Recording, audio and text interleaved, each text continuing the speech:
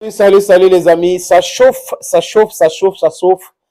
Les Américains ont appelé Benjamin Netanyahu, ils ont discuté au téléphone parce qu'il y avait un plan de déportation des Palestiniennes pour le Congo. On a appris, et la presse israélienne en a parlé, la presse occidentale qui est très bien informée parce que c'est une presse qui soutient l'Israël, vaille que vaille. C'est une presse qui critique, qui ne critique pas l'Israël, du moins difficilement l'Israël.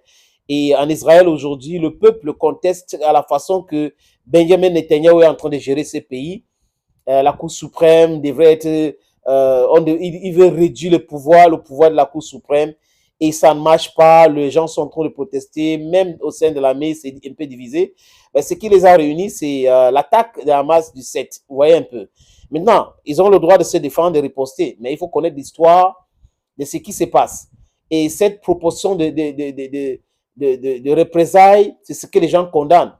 Indiscriminate shooting, destruction of houses and lives, et à la fin, penser déporter les gens sur les terres pour les amener ailleurs. Aujourd'hui, ça a un peu changé, ça a un peu baissé le ton, parce que Yaouf Galan qui avait traité les Palestiniens des animaux humains, qui avait demandé de couper l'eau, l'électricité, l'internet, le téléphone, tout, les bloquer, parce que ce n'est pas des êtres humains. Même les animaux ont le droit de vivre, n'est-ce pas, de boire de l'eau, de faire, d'avoir la lumière et autres, n'est-ce pas? Mais le peuple palestinien n'avait pas ce droit-là. On n'a pas ce droit. Donc, vous voyez que c'est l'injustice totale dans le monde. Injustice totale dans le monde. De l'autre côté, Nasrallah, qui est le patron de Hezbollah, dit qu'il va venger le décès de celui qu'on a présenté comme le numéro 2 de Hamas, que Israël a tué à Beyrouth, au sud de Beyrouth. Donc, on est dans ce discours d'escalade. Et je vous ai dit l'autre jour que l'Israël ne peut pas se permettre de bombarder le Liban, de bombarder la Syrie, de bombarder l'Irak, de bombarder partout, et que les autres peuples, les autres pays n'ont pas le droit de riposter. C'est ça que je n'arrive pas à comprendre, les amis. Les gens plus éclairés peuvent m'expliquer comment est-ce qu'un pays peut aller taper ailleurs et qu'on n'a pas le droit de taper sur ce pays.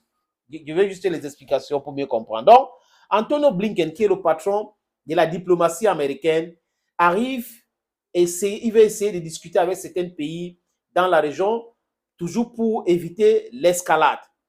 Vous voyez que les Houthis yéménites sont en train de faire un travail qui empêche le commerce occidental.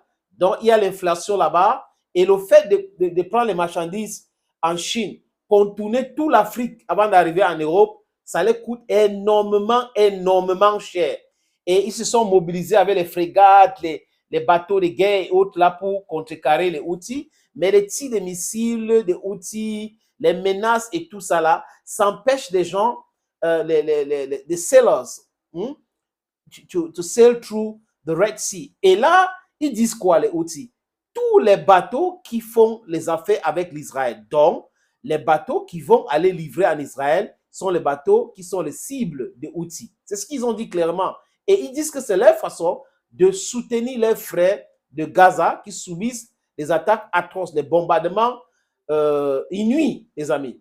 Vous voyez que les Américains ont voulu mettre l'Égypte dans cette coalition internationale pour la mer Rouge. Les Égyptiens ont refusé parce que pour eux, les Yéménites ne menacent pas les bateaux. Ils ont expliqué les bateaux qui menacent. Donc, ça crée des énormes problèmes. Énormément manque à gagner, trop d'argent dépensé pour la guerre pour Israël. Donc, vous voyez que c'est un peu strenuous, the economy of Israel. Donc, du coup, les va-t-en-guerre d'hier commencent à penser l'après-guerre. Qu'est-ce qu'ils disent? Il n'y aura ni l'administration civile israélienne là-bas, ni l'administration militaire israélienne, ni l'administration de Hamas.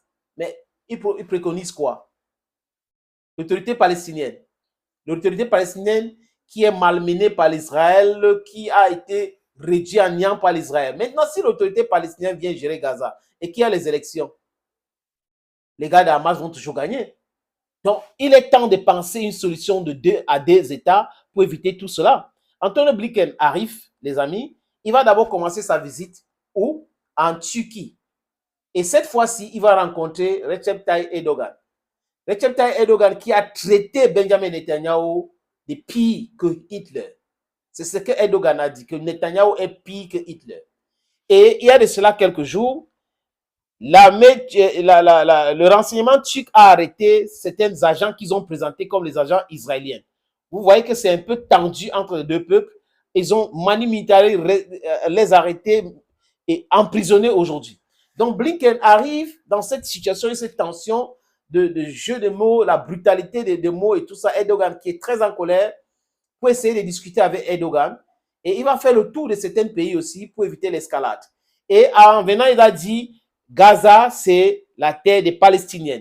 Et vous voyez que même les extrémistes en Israël aussi ont commencé à dire cela. Je pense qu'il est temps pour que cette communauté dite internationale nous montre sa bonne foi en trouvant une solution à ce problème-là. Parce qu'ils sont les amis, sont les alliés. Il est temps de créer un État palestinien pour que les deux vivent en paix. Parce que tant qu'il n'y aura pas l'État palestinien, tant que les extrémistes en Israël vont passer leur temps à grappiller les terres palestiniennes, à tuer, à brûler les maisons, à casser les maisons, à donner les terres aux colons et autres, ça ne va pas bien se passer. Les gens ne peuvent pas se laisser faire éternellement. Vous êtes colonisés, vous êtes malmenés, vous êtes maltraités, vous êtes traités comme les animaux et vous restez croisés les bras. Ce n'est pas possible. Donc, il est temps que ces extrémistes notoires, dangereux en Israël, le ministre de la Sécurité nationale, le ministre des Finances et tous les autres ministres des partis, l'écoute là, se ressaisissent et pensent solution parce que les Israéliens veulent aussi la paix. Dis bien les Israéliens. Parce qu'il ne faut pas que les gens utilisent la Bible comme un élément de cadastre pour les terres et autres. Parce qu'en Israël, il y a les Juifs, il y a les chrétiens, il y a les musulmans. Donc, c'est de ça que je parle, les amis. Dear friends, thank you always for watching videos on this platform. Thank you again. Stay blessed and bye-bye.